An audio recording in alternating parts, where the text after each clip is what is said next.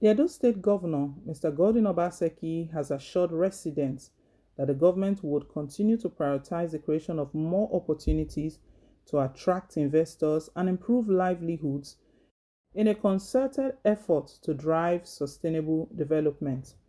Obaseki gave the assurance when he received Grace Kramer, the Manufacturing Africa advisor at the Foreign Commonwealth Development Office, who was on a courtesy visit at the Government House, Benin City. The governor noted, "For us in Edo as a government, it is about sustainability and human capital development. What we have tried to do is to improve the quality of life of our people as we have undertaken lots of reforms.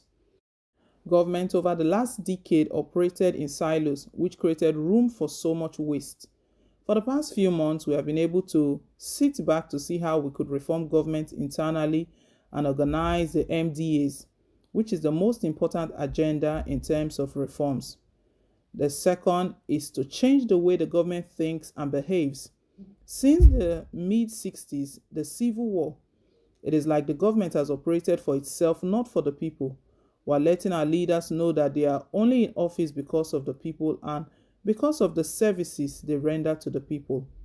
He continued, "We're getting the government to begin to see itself as an enabler making things happen. There is nothing wrong with the government making its citizens rich and wealthy. Let's get out of the military mindset whereby the government is threatened that if the people have more money than the government, they will form a coup. The key responsibility of government is how to make its citizens rich and wealthy. It is only by having successful citizens that you can have a successful state. The utilization of computers is very important for efficiency and transparency. So we're investing in technology in the perspective of training our people in the use of technology, data analysis, and all of that. We're also thinking big on encouraging investors to build our own ports. Why can't we dominate the ICT in the continent?" he queried.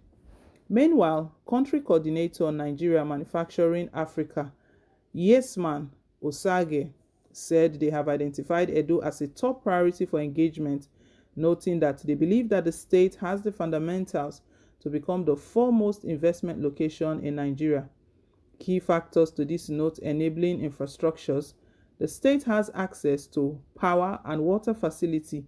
The Usiomo power plant and industrial park are prime examples on how businesses in Benin can have access to 24-hour reliable electricity and water supply. Edo has a skilled workforce, as 60% of the population are working age, and Edo is among the top 7 states with very strong education.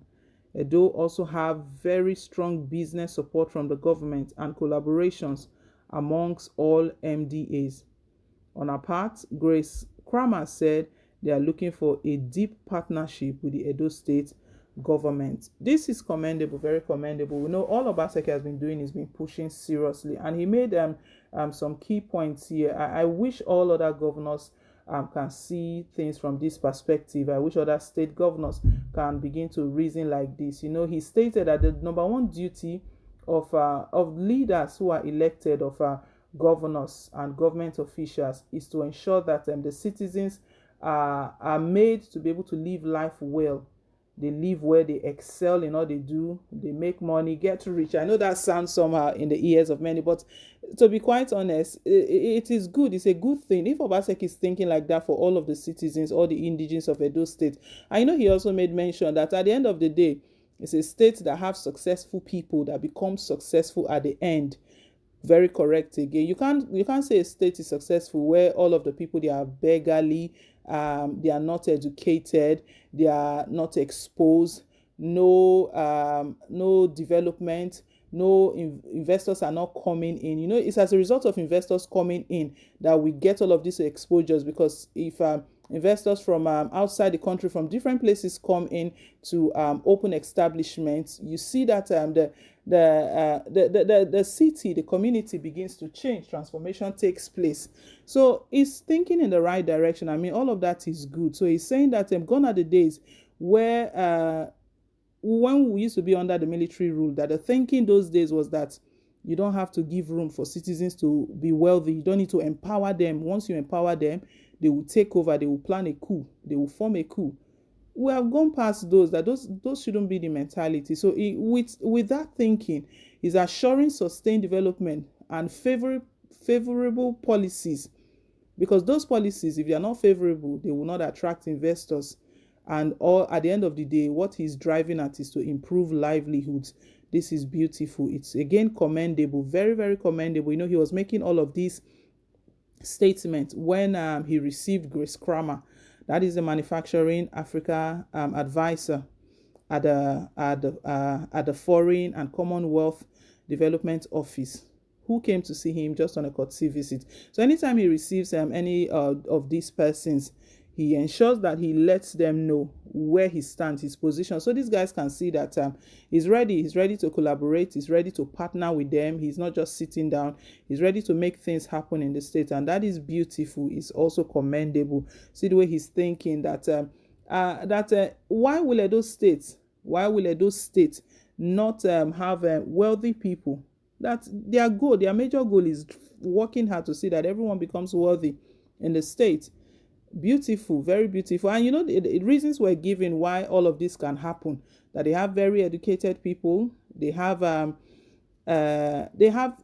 workforce, the people who are the workforce, who are of the age of working over 60%, they have that as the workforce. He gave so many things why this is possible, why they can achieve this. So that is why they are investing in technology in the perspective of training people, and they are using technology for data analysis and also thinking big. All of this is beautiful, to be quite honest, but the insecurity, I don't know if the insecurity we are facing will allow all of this really, really thrive. That is still one challenge, and we are still experiencing, not just in Edo State, everywhere, all around. We know just yesterday, Obaseki was in an event and he was speaking that it is high time that President Muhammadu Buhari allows that the police, the security architecture be decentralized. Let it come to a point where the state governor is in charge. You don't have to wait to hear from Adamu. Adamu is saying that, okay, I will think about it, I will see what I will do. You will hear word, and there's a serious crisis going on. There has to be decentralization. Also, Obaseki is thinking in line of the security as well, even as he's thinking of improving livelihoods in Edo State.